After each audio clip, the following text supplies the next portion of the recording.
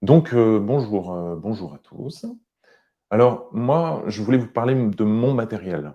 Pourquoi mon matériel? Parce que, bah, déjà je le connais, je sais par quoi je suis passé et aussi pour quelles raisons j'ai oublié certaines choses, enfin certains matériels, pourquoi je les ai mis de côté, pourquoi, je suis passé à autre chose, pourquoi j'ai acheté telle marque, pourquoi j'ai évolué. Donc je peux difficilement parler du matériel des autres puisque je l'ai pas testé.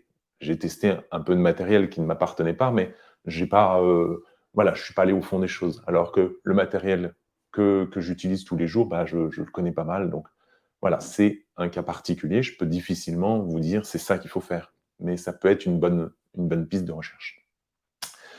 Alors, bah, pour commencer, j'ai commencé donc, assez jeune puisque j'ai commencé, à 14 ans, on va dire, la prise de son, l'enregistrement, à l'époque sur cassette, peut-être même un petit peu avant. Et j'ai commencé donc par un enregistreur cassette, ce qui évoque assez peu de choses aux jeunes d'aujourd'hui, mais la cassette était, chez tout le monde, un support, magnétique donc qui était, très répandu et très facile, d'accès. Et après par la suite, bah, il y a le numérique qui est arrivé, donc je me suis un petit peu penché sur le sujet puisque j'adorais les ordinateurs et le numérique. Et donc j'ai commencé à acheter, notamment un enregistreur de CD à l'époque, CD audio, donc c'était même pas informatique, c'était bien audio, un enregistreur audio et après par le biais de mes parents, un enregistreur mini disque, donc des CD un tout petit peu plus petits, dans une boîte. C'était assez curieux comme matériel, mais j'adorais et par la suite, je me suis doté d'un enregistreur que j'ai encore, mais qui est dans les cartons, un HDP2 de Tascam, qui est un vieil enregistreur assez grand, qui était pas terrible en termes de qualité, mais il m'a lâché un jour. Il a perdu une des 2 pistes puisque c'était un simple stéréo et je suis donc passé à autre chose et j'ai acheté mon premier enregistreur, qui actuellement font encore, des merveilles, c'est-à-dire encore chez la marque Tascam, mais comme les Zoom, il y a plusieurs marques comme ça qui, ont plusieurs avantages. Le premier, c'est d'avoir déjà 2 micros. En plus, ces 2 micros, peuvent être, dirigés de manière différente, et ils disposent aussi de prises XLR avec une alimentation fantôme. On ne voit pas très bien. Voilà, de prises XLR avec alimentation fantôme pour pouvoir y brancher, des micros plus professionnels. Donc là, dans un premier temps, on peut s'acheter un appareil qui est capable d'enregistrer à lui tout seul et puis après se doter de matériel, plus performant ou alors emprunter ou louer du matériel plus performant pour, un projet particulier. Donc ça, c'est vraiment l'idéal parce qu'il y a une alimentation fantôme, donc ça, c'est très important. Des prises XLR, donc c'est avec les 3 petites broches, là, en plus, elles sont même carrément, comment on appelle? Dotées d'une prise jack au milieu, mais donc avec 3 petites, connectiques. C'est la prise XLR, alimentation fantôme et surtout, je pense que c'est important, c'est d'avoir toujours la possibilité d'y mettre des piles derrière, LR6, enfin AA, parce que, bah, où qu'on soit dans le monde, c'est des piles qui sont courantes. Si vous avez des batteries, propriétaires sur un enregistreur, si l'enregistreur, vous n'aviez prévu que ça, vous ne pouvez, par exemple, plus le recharger parce que vous n'avez pas accès à une prise de courant, eh bien, vous avez l'air bête puisque vous avez aucun moyen de recharger votre appareil. Donc toujours avoir un enregistreur à pile. Voilà. Et donc ça, voilà, c'est peut-être la base de l'enregistreur. Et après, très vite, on va devoir, se doter d'une, bonnette anti-vent. Alors ça, c'est indiscutable, il faut toujours avoir une bonnette anti-vent. Déjà en intérieur, c'est déjà bien pratique en cas de courant d'air, même si vous enregistrez des gens comme ça. Vous avez la possibilité comme ça de protéger vos micros des bruits intempestifs, des petits crachotis, des «peu», des «t». Mais alors, en extérieur, c'est carrément impossible de faire ça. Il existe aussi des, petits enregistreurs avec des têtes qui s'interchangent et qui permettent d'avoir des micros de différents types. Voilà, ça c'est un micro stéréo, enfin c'est 2 micros donc qui permettent de faire une stéréo, soit en AB, soit en XY. Mais, il y a aussi des micros canons, donc quelquefois qui ont cette taille-là, pour pouvoir se diriger vers une source particulière, ou alors même des micros à large membrane, ou même carrément rajouter 2 prises XLR supplémentaires, ce qui porte quand même à 4 le nombre d'entrées. Ça, c'est important, par exemple, pour les groupes de musique qui s'enregistrent. C'est important, c'est une marque le propose, c'est Zoom, par exemple, qui fait vraiment des du matériel très intéressant à ce sujet-là. Donc voilà, donc ça, c'est mon premier matériel et très, très vite, bah, c'est vrai qu'on sent des petites limites. Donc je me suis doté, de microphones stéréo et là, pour le coup, j'ai acheté, des micros Rode. Voilà, donc ils ont une belle valisette, ils sont pas très, très, très, très chers. Voilà, ce sont des petits micros statiques qui permettent d'enregistrer, toute forme d'ambiance, notamment, mais on peut l'utiliser, pour beaucoup de choses. Ils sont assez sensibles, ils sont voilà, ils sont moyenne bas de gamme, on va dire, mais plutôt convaincants. Il y a plein de marques comme ça qui proposent des produits donc par exemple Octava, je ne sais plus comment ça se prononce, Rode, non, donc, mais il y a aussi, il y a beaucoup de marques en fait qui proposent des petits micros à pas trop cher pour faire évoluer ce premier enregistreur. Je répète juste parce qu'il y a des gens qui viennent sur le live. Donc ce premier enregistreur, ça permet de faire beaucoup de choses. Il est très polyvalent, mais il peut pas tout faire, donc très vite, on va le faire évoluer.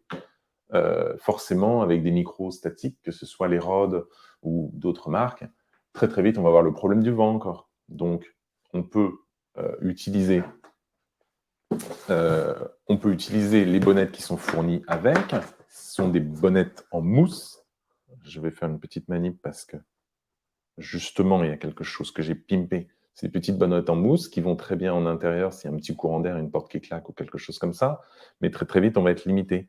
Alors, moi, j'y ai fait des petits poils longs à mettre au-dessus des bonnettes en mousse. Voilà. En termes de bonnettes, sans bonnette, bonnette en mousse, c'est la première protection. Après, bonnette à poil. Après, très vite,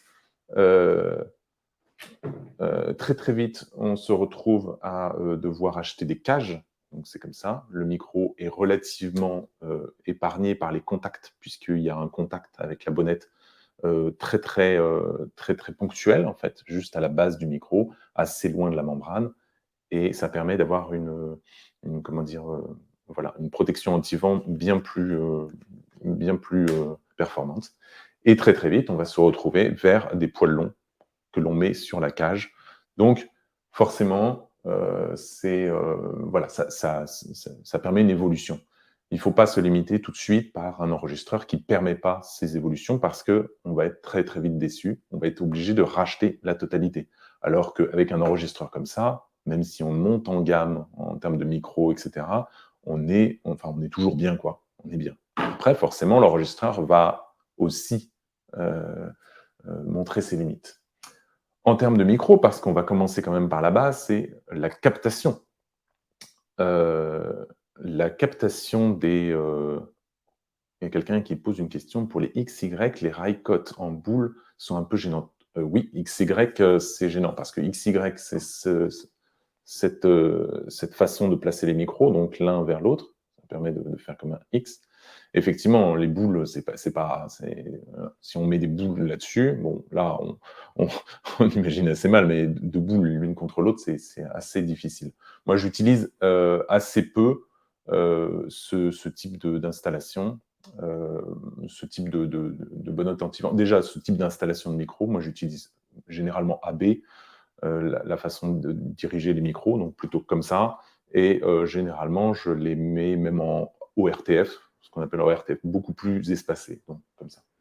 Bon, bref, là, on divague un peu. Là, je parlais juste des micros pour justement parler d'un autre micro qui est très important, en tout cas dans le field recording, c'est, oui, alors c'est impressionnant, parce qu'il y a la bonnette autour, la même bonnette dont je vous parlais tout à l'heure, c'est-à-dire à poil long pour protéger du vent, qu'on peut enlever. Quand il n'y a pas beaucoup de vent, on peut le laisser comme ça. Et à l'intérieur de cette cage, on a le micro, qui lui, donc, pour parler de micro, est un micro canon, là pour le coup. Donc un micro canon extrêmement long, qui permet d'avoir une directivité extrêmement importante. Si on enregistre, par exemple, je ne sais pas moi, des gens qui jouent au foot et qu'on veut avoir le bruit du ballon, bah, on utilise ce type de micro. Si on veut s'approcher, justement, pas trop s'approcher de comédiens lorsqu'on fait une prise de vue sur un tournage, on utilise ce type de micro pour pas être trop près du comédien, pour pas être dans le cadre, mais quand même capter correctement la voix. Donc ça permet d'avoir une directivité. Pour ceux qui ne connaissent pas, c'est simplement pouvoir enregistrer devant le micro sans avoir le son de ce qui se trouve autour du micro et encore moins derrière, souvent les techniciens. Donc là, pour le coup, moi, ça, c'est aussi un micro que j'ai très vite acheté. Celui-là, c'est un Sennheiser ME66. Il en existe énormément de gammes, énormément de marques. Alors, c'est difficile pour moi de vous parler de tout puisque j'ai pas tout testé, mais vraiment pour tous les budgets, il en existe. Voilà. Et très, très vite, forcément. Alors moi, en intérieur, je mets une bonnette comme celle-ci, voilà, qui permet d'avoir une petite protection. Pourquoi? Parce que même le déplacement du micro comme ça, au bout d'une perche, crée une petite, bah, comment dire? On a vraiment l'impression que la membrane, elle souffre quand même. On entend le boufou, boufou. Voilà. Donc je mets au moins cette protection, même en intérieur, toujours une protection anti-vent. C'est vraiment nécessaire. Et dès qu'on passe en extérieur, la première bonnette que j'ai achetée, c'est des poils longs, mais autour d'une mousse. Donc ça, c'est Rode qui fait ce type de produit. Elle était prévue pour ça, hein, parce que je suis passé par là. Donc voilà, avec une petite bonnette, mais qui est en contact direct avec le micro et qui est donc beaucoup moins performante qu'une bonnette qui est autour d'une cage. Puisque la cage, elle n'est pas en contact direct avec le micro étant totalement suspendu. Voilà. Il peut bouger, il peut vibrer. Quelquefois, on bouge avec la perche parce qu'elle est très lourde, parce que ça fait déjà un quart d'heure qu'on tient la perche parce que le plan séquence est long. Dans ce cas-là, on n'entend pas la vibration du micro qui est même carrément connecté avec un petit câble très léger qui permet d'avoir de ne pas avoir de bruit de contact, de vibration. Donc voilà, ça c'est le micro. Je vais dire pour moi, ça a été le premier micro que j'ai acheté puisque j'avais déjà un couple stéréo, donc couple de micros, deux micros stéréo sur deux micros mono qui permet de faire un stéréo sur mon enregistreur. Mais très très vite, je me suis tourné vers un micro comme ça qui permet beaucoup d'enregistrements, d'enregistrements différents avec un micro comme ceci, puisque ceux-là ont une directivité qui ne permet pas tout, quoi. Alors, il y a une question qui m'a été posée, qui est cette cage est-elle un Rode? Alors, non, ça c'est Rycote. Rode en fait aussi, elles sont moins chères et il paraît qu'elles sont aussi performantes. Pour presque, pour presque beaucoup moins cher, on a du Rode. Donc là, Rycote, on va dire, c'est le leader sur le marché de ce type de bonnette et de celle-ci. Donc ça, c'est du Rycote aussi, tout ça, c'est du Rycote. Par contre, celle-ci, c'est du Rode, oui, effectivement. Celles-ci, c'est celles qui sont vendues avec les micros. Généralement, il y a une bonnette mousse avec les micros. Même les micros, ceux-là, ouais, je vais vous le dire, des Neumann, ils sont vendus aussi avec des petites bonnettes en mousse. Voilà, c'est assez ridicule parce que, bon, en intérieur, c'est bien, mais voilà, bon, pour ce que ça coûte, ils peuvent l'offrir hein, quand même. Mais bon, voilà, donc ça, c'est mon micro. Et donc, deuxième achat, effectivement, puisque les Rhodes ont quand même, pour moi, fait assez rapidement un signe de faiblesse, ont donné des signes de faiblesse, non pas pour leur qualité de fabrication, mais parce que leur gamme ne me convenait plus. J'ai donc investi dans des micros Neumann. Donc les micros Neumann, c'est le même gabarit, le même type de micro que les petits Rhodes NT5. Je ne me souviens pas avoir donné la référence. Donc, c'est un peu la même gamme. Je suis en train de marcher sur le câble. Voilà. Voilà. Donc, ça, c'est les Neumann que j'utilise maintenant au quotidien, puisque c'est vraiment du haut de gamme. J'ai envie de dire du haut de gamme. En fait, ce n'est pas du très haut de gamme, puisqu'il y a encore plein d'autres gammes supplémentaires. Là, je ne sais même plus le prix, mais c'est 1500 euros, je crois. En tout cas. Non, un peu moins, 1000 euros. 1200, 1300. On peut avoir donc un couple de Neumann. Donc là, on est vraiment assez heureux. Et effectivement, Sennheiser en fait du plus haut de gamme, Neumann aussi en fait des plus hauts de gamme, et il y a notamment Schoeps, qui est donc une marque très très haut de gamme, où là, on tape dans les 3000 € la paire.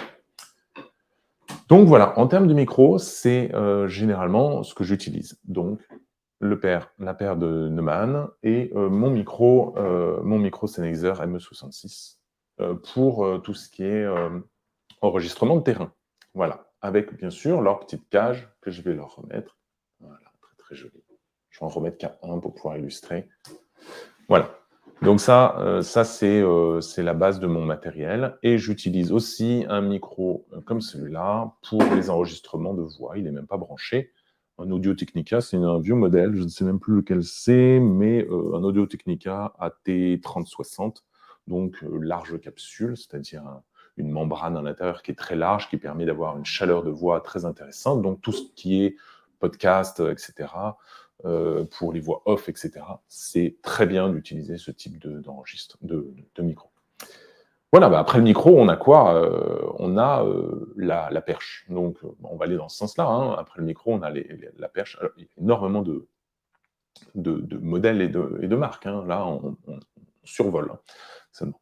Alors, au début, bah, j'ai utilisé juste un pied de micro que j'avais découpé. Donc, c'est un tube de pied de micro que j'avais découpé, sur lequel j'avais mis le bout du tube. Voilà, je ne peux même plus le déboîter, mais voilà, sur lequel j'avais mis une petite pince avec des petits élastiques.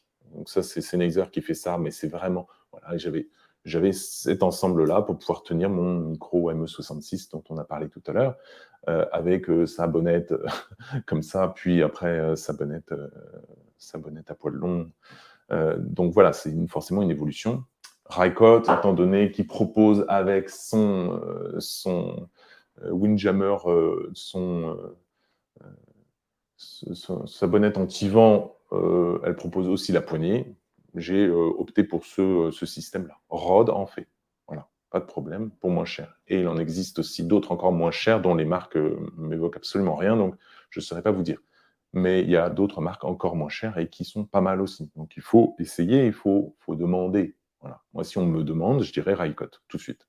Parce que je l'ai testé, je sais que c'est bon. Tout ce que j'ai acheté chez Rycote jusqu'à présent, j'en étais satisfait. Donc je ne vois pas pourquoi j'irai voir ailleurs.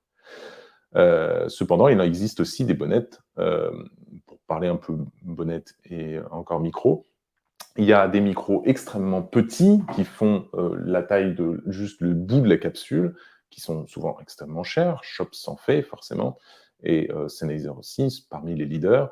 Les micros étant très petits et de gamme extrêmement performante, on peut les mettre dans une bonnette en XY, une bonnette un peu comme celle-ci, même encore plus courte, un peu plus large, mais on peut protéger les deux micros d'un coup.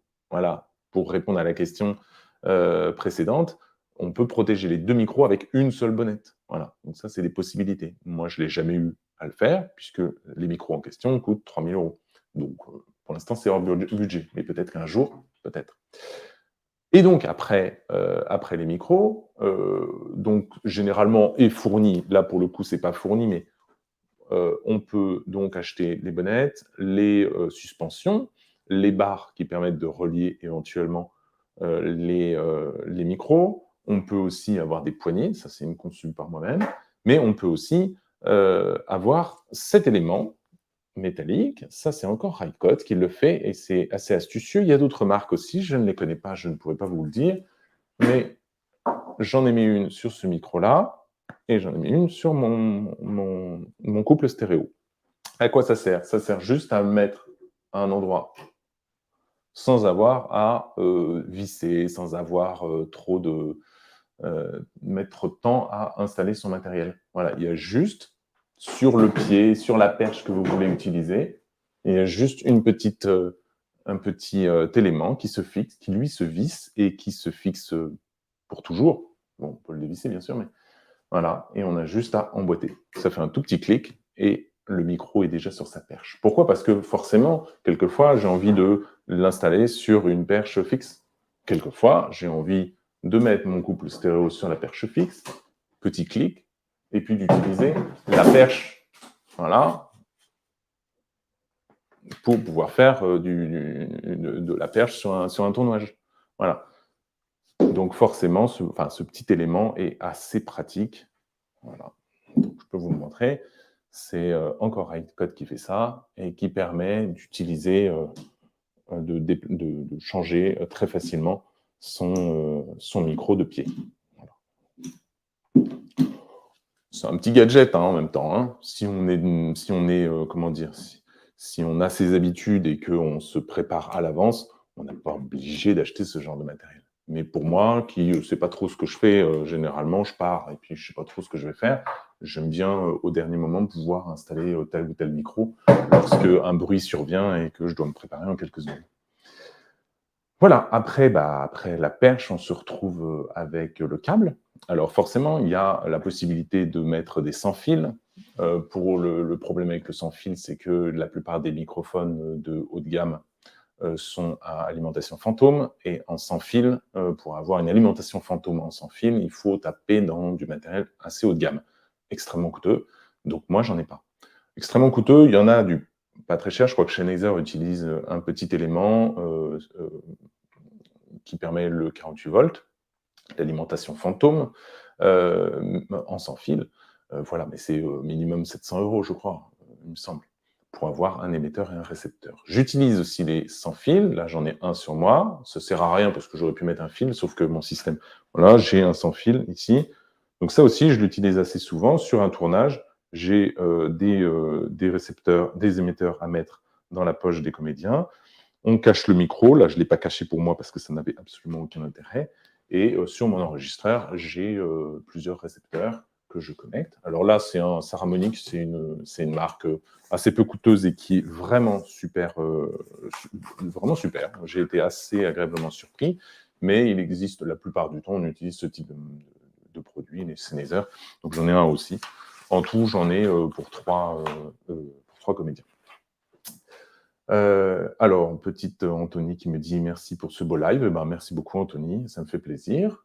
Et puis, il ne faudra pas hésiter par la suite ou après coup à poser vos questions, m'écrire un message par la rubrique contact de la sonotech.com, .org, pardon. Il ne faudra pas hésiter à me contacter. Hein. Je suis disponible, je réponds très très vite aux messages, donc il ne faudra pas hésiter. Après tout ça, donc on a les sans fil ou les câbles. Alors, en termes de câbles, toujours, dans ma boîte, cette boîte, je la transporte avec moi dans ma voiture. Généralement, je la vide puisque j'ai tout mon matériel sur moi une fois que je pars en mission. Mais j'ai toujours des câbles, voilà, au moins 2 grands câbles, je crois qu'ils font 10 ou 15 mètres. Ça me permet de faire une stéréo et de m'éloigner un petit peu de la source. Mais ça permet aussi de faire un mono super loin aussi. Par exemple, dans un cas de figure, j'ai enregistré une chouette. Le micro était au plus près de la chouette parce que je savais qu'elle nichait là.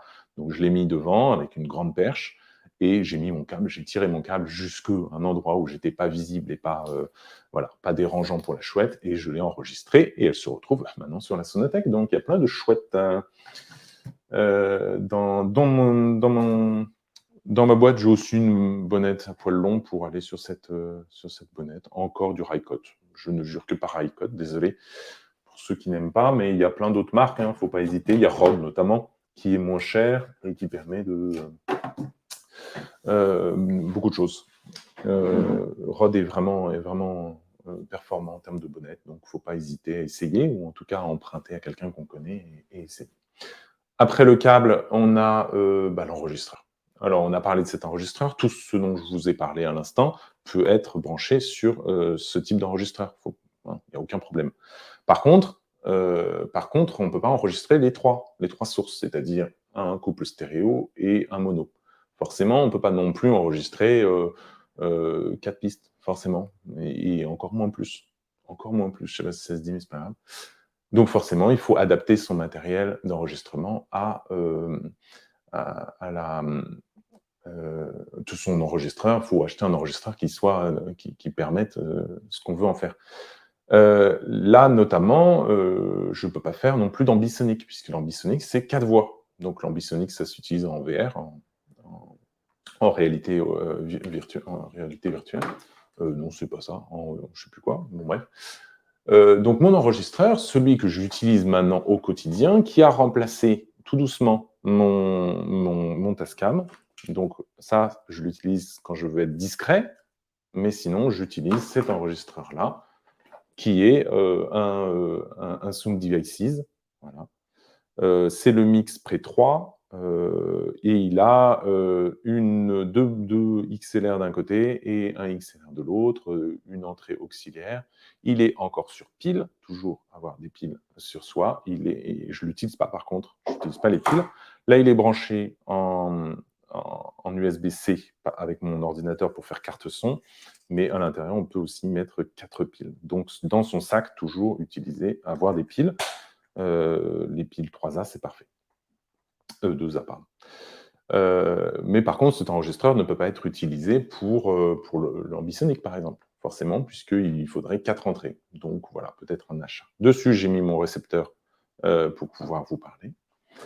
Et comme les piles, il faut bien avouer que lorsqu'on a 2 ou 3 micros, moi, souvent, j'enregistre avec 3 micros, les 2 stéréos, les 2 qui permettent de faire un stéréo, et le mono, eh bien, ça utilise énormément de batterie. Alors, pour ce faire, j'ai une batterie de recharge que j'en branche avec un tout petit câble en USB-C sur mon enregistreur. Il faut absolument avoir ce type de batterie pour enregistrer. Même sur celle-ci, c'est possible, puisqu'il y a d'un côté une prise USB qui, pour le coup, n'est pas une USB-C, mais qui permet d'alimenter son enregistreur. Parce que les piles, quand on alimente 3 micros en alimentation fantôme, en 48 volts, les piles, ça va à une vitesse, mais de fou. Donc, une batterie comme ça permet vraiment de tenir très longtemps, de faire des grandes sessions d'enregistrement. Ça pose vraiment aucun problème. Donc voilà. Et puis, après, qu'est-ce qu'il y a? Il y a l'écoute. Alors, l'écoute, je l'ai fait tomber tout à l'heure, mais moi, j'ai utilisé cette marque-là, BIR Dynamic, qui fait un très bon casque qui s'appelle le 770, le DT 770 Pro, qui est un très très bon casque. Il a un inconvénient, celui-là, c'est qu'il est semi-ouvert. C'est-à-dire que quand on le met, on entend un petit peu ce qui se passe autour. Quand on fait vraiment de l'enregistrement, c'est bien qu'il soit fermé. C'est-à-dire que la mousse, tout l'ensemble, ne permettent pas d'entendre ce qu'il y a autour de soi. Alors, c'est pas toujours bien, hein, parce que quand on est en tournage, on a souvent, quand on utilise le câble toujours à gauche, souvent on a une oreille comme ça parce qu'il faut qu'on écoute un peu ce qui se passe. Donc celui-là est plutôt pratique puisque je peux mettre les 2 oreilles et continuer à entendre ce qui se passe. Et il y a des casques ouverts et là pour le coup on entend énormément ce qui se passe autour. Mais pour la prise de son, pour du field recording, ce que je fais, ce type de casque en fermé, c'est quand même beaucoup plus pratique. Donc ça aussi, c'est indispensable. Et puis une fois qu'on a enregistré, eh bien, on va le mettre sur l'ordinateur. Donc, moi j'ai un Mac, voilà, un MacBook Air. Et j'utilise une écoute différente, donc j'utilise cette marque qui est Genelec. Donc j'ai 2 types d'enceintes, ça c'est les petites, les grosses, je les ai laissées plus loin, je les ai pas apportées. C'est une 1030A, les grosses que j'ai, une 1030A de chez Genelec. Et celle-là, c'est la 90B, 90A, donc c'est des enceintes amplifiées, elles sont alimentées, et ça permet de contrôler, de mixer ce qu'on a enregistré. C'est assez pratique, vraiment. C'est vraiment sympa. Je lis en même temps quelques questions, quelques remarques, donc quelquefois un petit peu de, de vide dans le... Ah oui, oui, oui. Alors Benoît me fait remarquer que la pile qui se vide, non, je l'ai mal fait cette fois-ci, je crois que je le faisais mieux tout à l'heure. C'est effectivement un son que je pourrais mettre. Ouais, ouais. Je sais pas. Je pense qu'avec le geste en plus, ça fait quelque chose de plus. Ouais, ça rajoute un truc. Je sais pas. Bon, donc, effectivement, les piles se vident très très vite. Il faut, euh, il faut prévoir ça à l'avance. En plus du fait qu'il faut prévoir un enregistreur à pile, c'est bien de prévoir un enregistreur, enfin une batterie supplémentaire. J'avais plein de trucs à dire et là, j'ai l'impression que je suis... Et donc, je mixe sur Cubase. Pourquoi Cubase? Donc là, j'ai juste une illustration. Cubase, parce que je l'ai toujours utilisé. Je trouve que j'y trouve tous mes petits. À chaque fois que je veux faire quelque chose, Cubase me le permet. Je l'ai toujours utilisé, heu, depuis tout jeune. Donc voilà, je ne sais pas pourquoi celui-là et pas d'autres. Il y en a qui sont gratuits comme Audacity. Donc là, pour le coup, c'est pas, vraiment justifié d'utiliser Cubase, mais moi, je l'aime beaucoup. Donc tous mes sons, je les passe par là pour les couper, pour les exporter, pour pouvoir, après les mettre sur, la Sonothèque. J'ai l'impression que j'oublie des trucs, plein de trucs. Oui, oui, certainement. Vraiment, vraiment, vraiment. Ah oui, un nouveau venu de ma collection de micros. J'en ai pas parlé tout de suite parce que c'est assez spécifique. Alors en fait, il existe énormément de micros différents. La plupart des micros sont faits pour enregistrer les sons qui sont véhiculés par l'air. Donc tout le son qui vient par le biais de l'air jusqu'au micro sont enregistrés par ce type de membrane. Mais il existe aussi d'autres types de micros, comme par exemple je ne vais pas trouver mes mots, mais euh, les hydrophones, voilà, par exemple. Bon, moi, c'est pas un hydrophone, c'est un LOM, c'est un micro de contact. Donc ça, c'est un nouveau venu dans ma petite musette. C'est un micro qui est très utilisé des sound designers, un micro assez rare parce qu'ils en fabriquent assez peu, mais qui est assez marrant. Je dirais marrant parce que moi, je suis pas sound designer. Je le voulais parce que j'ai toujours été à la fois curieux et à chaque fois ce que j'entendais venant de ce, ce micro-là m'a toujours étonné. Et effectivement, on peut faire énormément de choses. Moi, pour ce que j'en fais, j'en ai pas vraiment d'utilité de ce micro-là parce que ça fait des choses très minérales, viscérales. Je sais pas, c'est très intérieur. C'est des sons très intérieurs. J'ai enregistré des choses, en fait, je sais même pas comment les ranger dans ma sonothèque. Donc pour l'instant, je les ai même pas mis parce que je ne sais pas quoi en faire. C'est des sons très spéciaux. Étant donné qu'on n'entend pas ce type de son au quotidien, je sais pas comment on peut les utiliser. On les utilise dans la musique, dans le sound design pour faire des choses, des ambiances très, très sombres souvent parce que c'est souvent des fréquences basses. Donc, il est vendu avec un aimant, il est vendu aussi avec une petite pique pour être planté dans un tronc d'arbre ou dans la terre, et puis avec une ventouse aussi pour enregistrer éventuellement sur une surface plate, n'importe quoi, une vitre par exemple. Mais on enregistre le son de la matière, de la vibration de la matière, ce qui est assez, voilà, c'est curieux quand même. Donc, on n'a pas l'habitude d'entendre la matière vibrer, donc donc c'est assez surprenant le son. Voilà. En termes d'accessoires, là j'en vois un. Bon, donc ce micro-là, pour l'instant, bon, je l'ai utilisé, mais c'est tout quoi. Je suis pas allé beaucoup plus loin dans son utilisation puisque j'en ai pas vraiment d'utilité. Il y a quelque chose de très utile, c'est ça, c'est le filtre anti-pop. Donc ça permet pour ce type d'utilisation, donc les micros à large capsule surtout, mais tout ce qui est voix très proche, les voix off, et cetera, c'est d'empêcher les petits pops, les petits tics, les tacs, tous les petits postillons, en fait, tout ce qui va déranger le micro, la sensibilité du micro. Donc ça, c'est important d'en acheter un. Ça permet vraiment de calmer tous les choses un peu agressives pour la membrane. Voilà. Est-ce que j'ai fait le tour? Je vais boire ce verre-là pour me rappeler ce que j'étais en train de dire. Bah, je peux vous parler du sac. Le sac que j'utilise, bon, c'est un Orca. Pareil, c'est une marque. C'est un petit peu comme Rycote dans le domaine des sacs. C'est qu'en fait, c'est une marque qui est très très répandue. Dedans, on y trouve des piles. Donc, je leur ai fait des petits liens en plastique pour pouvoir les unir et pas les perdre. 4 piles parce que là, pour le coup, j'utilise 4 piles pour un émetteur et un récepteur en sans fil, mais aussi 4 piles parce que mon enregistreur est sur 4 piles. Donc voilà, ça c'est quelque chose que j'ai sur moi. Qu'est-ce que j'ai sur moi aussi? Des cartes de visite, parce que c'est bien de pouvoir s'annoncer aux gens, leur expliquer, ben là j'en ai plus, donc c'est pas grave. Bon, donc j'ai mon enregistreur et la batterie. Donc la batterie est au plus près de mon corps, donc elle est là, parce que ça permet de répartir un peu plus le poids vers, vers, voilà, vers moi pour pas que mon dos souffre. Ce qui est bien avec cette sacoche, c'est qu'elle a donc une bandoulière qui est vendue avec. Voilà. Et en plus, on peut acheter un harnais qui se fixe vraiment comme des bretelles, hein, qui fixe vraiment l'enregistreur au plus près de soi. C'est bien aussi ce type de sac parce qu'il y a énormément d'ouvertures. Donc il y a énormément de... Alors on ne voit pas bien, le contraste est excessif, mais il y a pour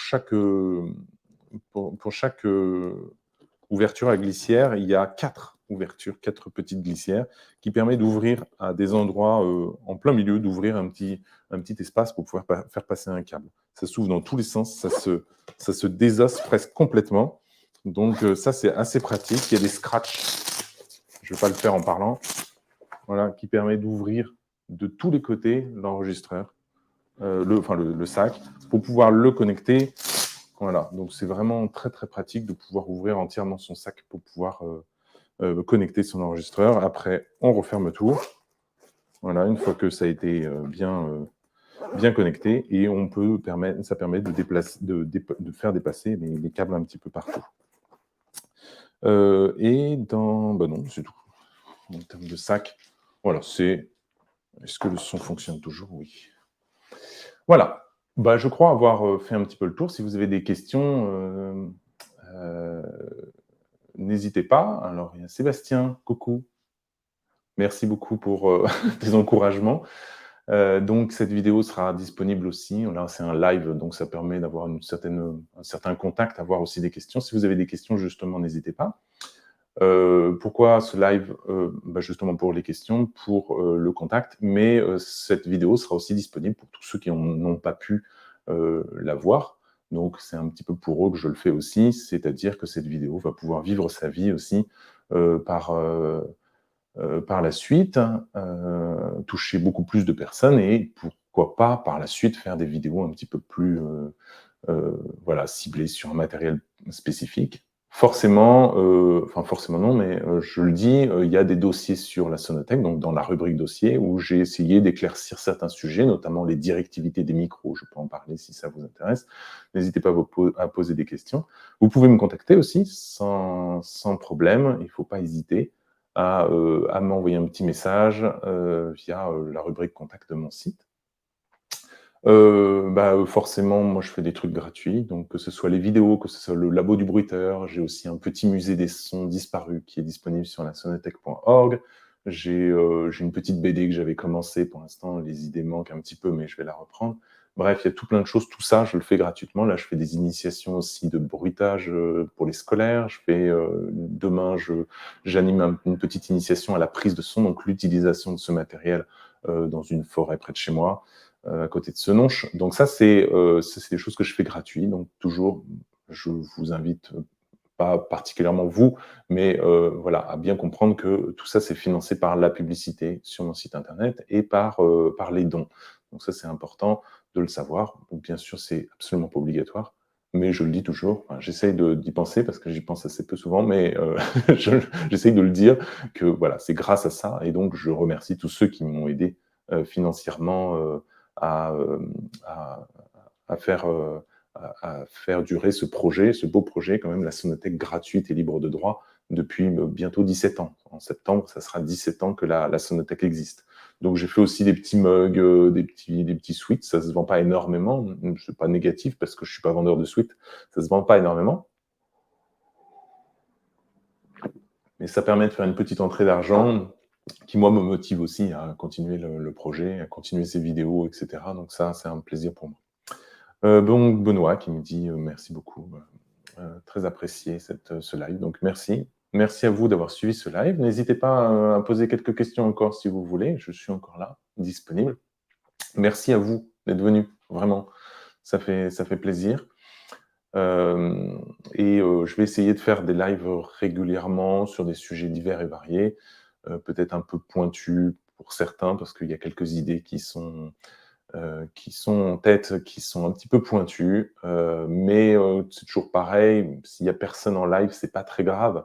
Enfin, je vous remercie quand même, mais ça permet après aux gens de retrouver ces vidéos-là sur YouTube, sur mon site, et se former à ces choses-là. Par exemple, ma vidéo bruitage continue à faire sa vie. Cette vidéo de présentation de mon matériel personnel va aussi faire son petit chemin. Donc voilà, c'est toujours pareil, même si sur le moment, il y a quelquefois pas grand monde, ça permet de faire un support sur lequel les gens vont, peut-être débuter une activité de prise de son et cetera. Donc moi, c'est toujours pareil, c'est que ça a beau être gratuit, c'est souvent des initiations, mais mon plaisir, c'est de montrer aux gens que c'est possible, de leur montrer comment faire, simplement. Oui, on peut acheter juste cet enregistreur et ça coûte pas très cher.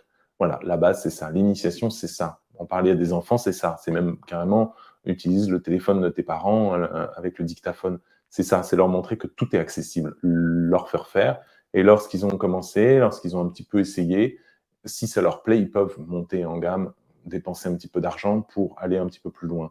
Et c'est le cas de beaucoup de gens qui ont fait du podcast, par exemple. Ils ont commencé avec un enregistreur sur téléphone et puis ils évoluent. Et donc moi, c'est toujours ce que je fais. C'est pour ça que c'est gratuit finalement, parce que c'est pas destiné aux professionnels.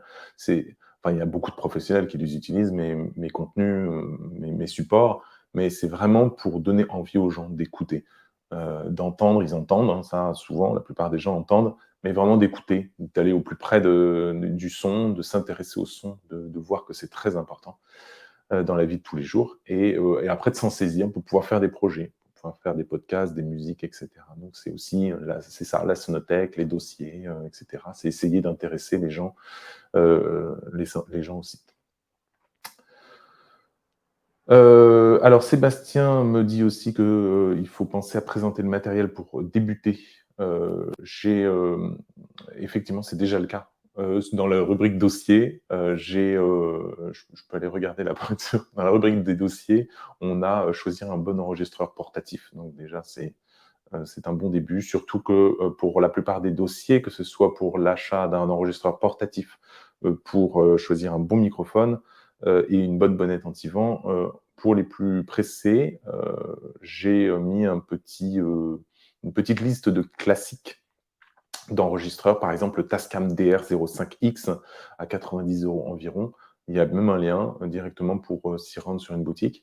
Ça permet de débuter sans trop de problèmes. Alors forcément, ils sont imparfaits. D'abord, il n'y a aucun enregistreur parfait, mais ça permet de débuter. Donc je mets dans tous mes dossiers, en plus des explications permettant de bien choisir ces enregistreurs, pour ceux qui sont plus pressés, il y a carrément une liste d'enregistreurs classés par prix donc ça c'est un truc que j'ai fait. Alors forcément, c'est perfectible, hein, on peut aller beaucoup plus loin, on pourrait être plus précis, voilà.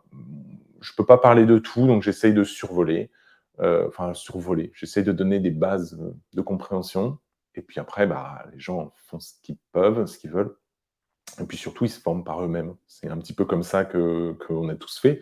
On se forme par nous-mêmes, avec son propre matériel et on voit quelles sont les limites de nos propres matériels.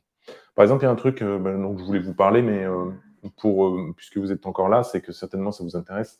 Les enregistreurs de base sont en 16 kHz, donc ça permet, un enregistrement d'une qualité, on va dire, hi-fi. Les meilleurs, un peu plus haut de gamme, on commence après à enregistrer en 48, en 48 kHz. Mais avec ça, il y a aussi la résolution. Et la résolution, on passe donc de 16 bits avec la qualité CD à notamment le 24 bits. C'est ce qu'on utilise pour l'audiovisuel. Les enregistreurs, la plupart, enregistrent en 24 bits maximum. Ça sert à rien d'enregistrer en 16. La plupart des gens en audiovisuel utilisent le 24 bits, 48 MHz, 48 kHz. Mais il y a beaucoup d'enregistreurs qui maintenant, beaucoup non pas encore, mais il y a pas mal d'enregistreurs qui enregistrent en 32 bits. Alors attention, je ne vais pas rentrer dans des grands détails, mais le 32 bits en virgule flottante, c'est comme ça que ça s'appelle, ça permet d'avoir une latitude, une résolution pour l'enregistrement tellement élevée qu'il n'y a même plus besoin de faire les niveaux et de savoir si votre truc est en train de saturer ou pas. C'est pas possible de faire saturer un enregistreur qui est en 32 bits à virgule flottante. Donc ça c'est des petits détails que je mets aussi sur les dossiers, hein. Je les ai, déjà, expliqués, mais c'est pour dire que, ça c'est quelque chose qui moi me passionne un peu, c'est le 32 bits. Ça permet de vraiment plus du tout avoir à faire ces niveaux puisque le 32 bits permet, une amplitude de, disons, je sais plus moi, moins 750 dB à plus 750 dB. Enfin bon, c'est tellement colossal, qu'il y a même plus besoin de faire les niveaux et qu'on les fait sur nos logiciels. Bon, ça c'est un peu technique, mais Voilà, ça, c'est des petits détails aussi que je mets sur mon site internet pour essayer de guider un petit peu les gens dans l'achat de leur matériel. Voilà, bah, n'hésitez pas à me poser des questions, à m'écrire par mail, il ne faut pas hésiter à me contacter, et puis, je me ferai un plaisir de vous répondre. Merci d'avoir suivi ce live. À bientôt, puisqu'il n'y a plus trop de questions. Je reviendrai, généralement, j'essaye de faire ça tous les 3 mois, donc je reviendrai pour un autre live sur un autre sujet et éventuellement revenir sur ces sujets-là plus tard, quand j'aurai épuisé toutes mes idées. Voilà, à bientôt, à Benoît, Sébastien, Anthony, bientôt, heu, sur le site, sur mes sites. N'hésitez pas à me contacter. À bientôt, salut!